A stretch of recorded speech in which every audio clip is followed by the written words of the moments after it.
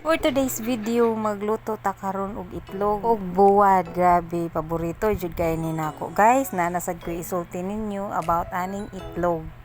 Kaning itlog di jud ni nako makalimtan sa among isla sa una nga gamay pa ko kanila gisinang bandi nagtubo man ni sa isla sa Bantayan. Ang akong tata kay isa man ka panday na ay pila ka buwan tulo walay trabaho. Paglisod ni ana guys, wala may sudan. Utang ni kamang narda og itlog.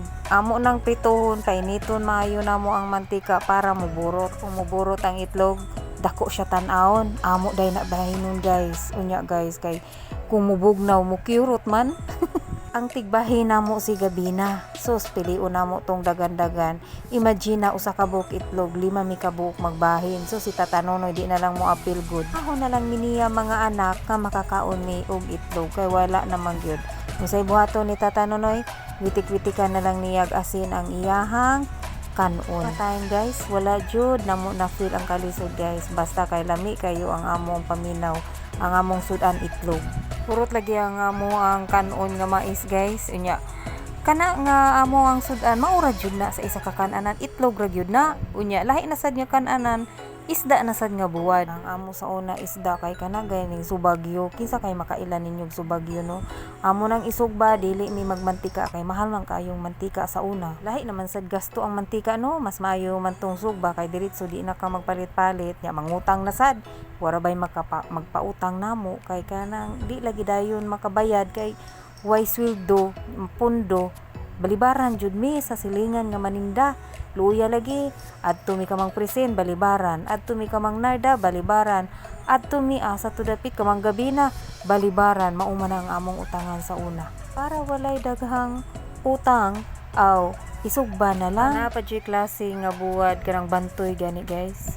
Katilaw mo ana dako man kay nagmata dakog o sus mao na mo isugba guys. Lami kaayo ang kanang unod ana kay bandok man. Nagstorya hinuon ko gimingaw na hinuon ko sa bantoy. Basta bati kay nagnaong ang bantoy pero lami ang iyahang kana gani iyahang unod, lami jud siya. Ang among mga sudan guys, kanang mga buwad gagmay na dili jud mi kapalit, di mi ka afford anang dagko nga mga buwad. Kanang mga sosyalon nga buwad dili mi ka afford ana kana ra jud ang among mga bantoy, kanang subagyo, kanang usa pa na diha gani buray-buray pa jud guys. Na may buray-buray kinsa kay makailan ninyo taga Bantayan ra jud ang makailaning buray-buray. Dako kaon guys, mga unta nya ako gi-instruct nang akong anak kay ang akong videographer ani ang akong mga anak si Carmel Sky. Akong giingnan nga ang iyahang kwaon ang ako lang naong ug ang akong plato tanawa guys. Di ba?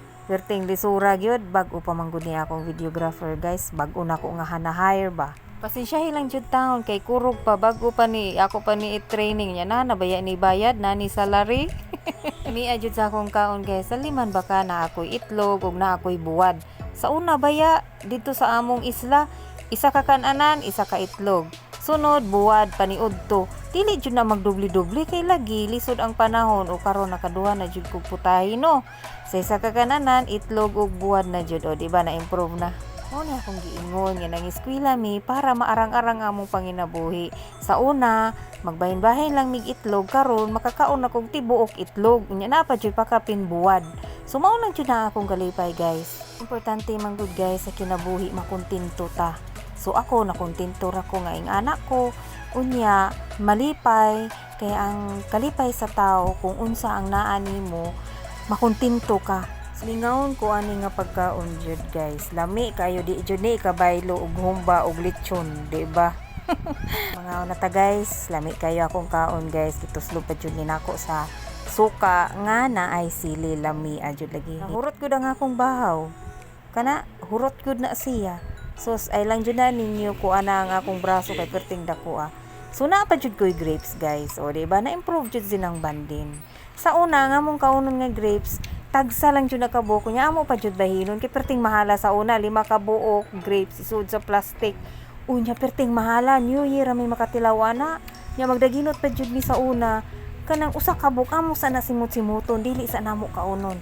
Pero karon makakaon na jud og grapes silang bandin. Thank you Lord kay nakakaon na jud ko grapes. Mubuag kalipay ni ng bandin eh. Una baya pagkagamay na ako nga dito pa ko sa isla sa Bantayan. Simut-simuton jud na ako ang grapes. Mao na to guys, kinahanglan lang jud nga malipay ta always, pray always. Thank you God. Bye bye. Thank you for watching.